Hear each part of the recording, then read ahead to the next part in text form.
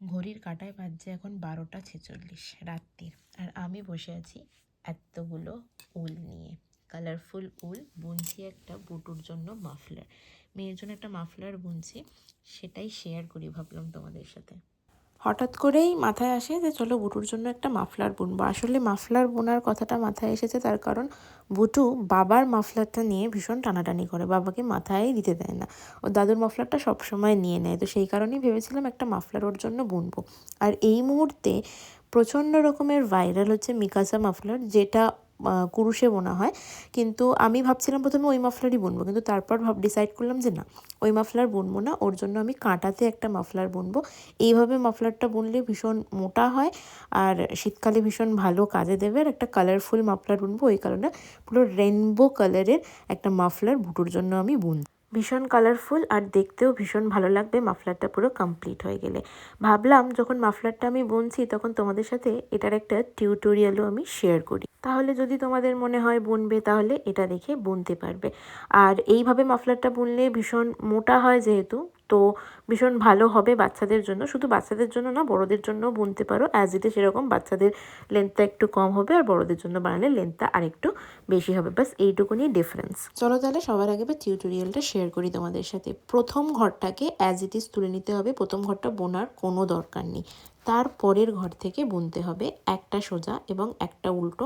বেশ কিছুটা বোনা হয়ে গেলে বোঝাই যাবে যে কোনটা সোজা আর কোনটা উল্টো, মানে যেটা সোজা ঘর হবে সেই ঘরটা এরকম বেনি টাইপের হবে, আর উল্টো ঘরটা ঠিক তার পাশেরটা হবে।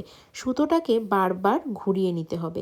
যখন সোজা বুনবে তখন সোজা দিকে সুতোটাকে ঘোরাতে হবে, এবং যখন উল্টো বুনবে তখন উল্টো দিকে আগে সুতোটা ঘুরিয়ে নিয়ে তারপরে ঘরটাকে বুনতে হবে। আর সোজা ঘরটা বোনার সময় সোজা ঘরের নিচে, মানে একটা কাটা নিচে বুনতে হবে।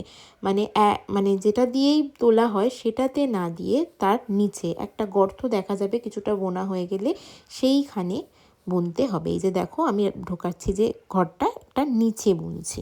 নিচের ঘরে বুনলে তবেই বেনিটা এরকম মোটা মোটা হয়ে আসবে, আদারওয়াইজ নইলে সরু পাতলা বেনি হবে।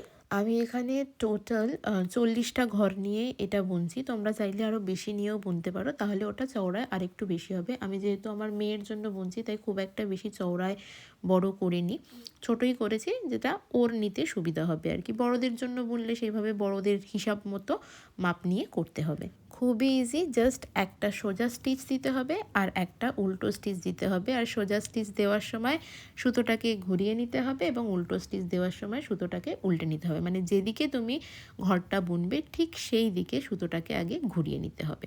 এইটুকুনি কাজ, এইভাবেই লম্বা করে বুনে ফেললেই কমপ্লিট হয়ে যাবে মাফলার। একটা সোজা আর একটা উল্টো বুনলে ঠিক এই রকম ডিজাইনটা আসবে।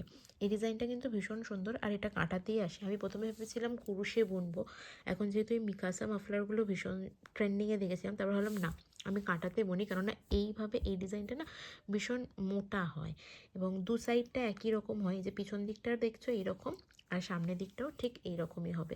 আর কালারফুল, এটা ভীষণ সুন্দর লাগবে। এটা পুরো বোনা কমপ্লিট হলে, এখনও এটা বুনতে আমার বেশ কিছুদিন সময় লাগবে।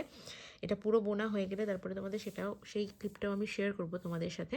আমার পুরো বোনা কমপ্লিট হয়ে গেছে, এবার কাজ হচ্ছে জাস্ট ঘরগুলোকে বন্ধ করা। চলো তোমাদের সাথে শেয়ার করি ঘরগুলো কিভাবে বন্ধ করতে হয়।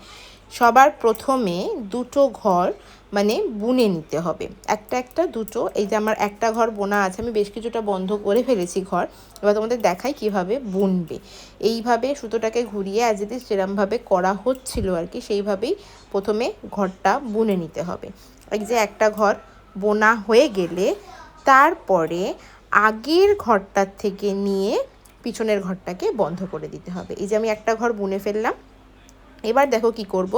ওই যে পিছনের যে ঘরটা আছে সেটার মধ্যে কাঁটাটা দিয়ে আগের ঘরটাতে নিয়ে এসে সেটাকে একটা ঘর করে ফেলতে হবে। এই যে এইভাবে করলেই, পুরোটা এইভাবে করতে থাকলে আস্তে আস্তে পুরো ঘরটা বন্ধ হয়ে যায়।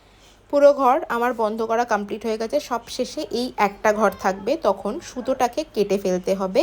আর ওই ঘরটার মধ্য দিয়ে জাস্ট ওই সুতোটাকে ঢুকিয়ে দিয়ে টান দিলেই এইটা পুরো মানে বন্ধ হয়ে যাবে। মানে এখানে একটা গেরো পড়ে যাবে আর এটা পুরো বন্ধ হয়ে যাবে। এবার ব্যাস সুতোটা কেটে দাও, তাহলেই হয়ে গেল পুরো কমপ্লিট। এবার কাজ হচ্ছে টার্সেল লাগানো। আমি যেহেতু এটা পুরো কালারফুল বানিয়েছি, প্রত্যেকটা কালার দিয়ে একটা করে টার্সেল জাস্ট লাগাবো।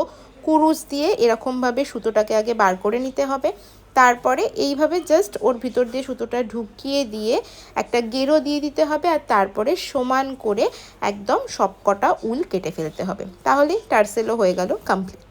নাও আমার পুরো মাফলার কমপ্লিট। মাফলারটা দেখতে কিন্তু ভীষণ কালারফুল হয়েছে, যে কারণে আমার নিজেরও ভীষণ পছন্দ হয়েছে মাফলারটা। দাঁড়াও এবার একটুখানি পরে দেখাই কেমন লাগছে।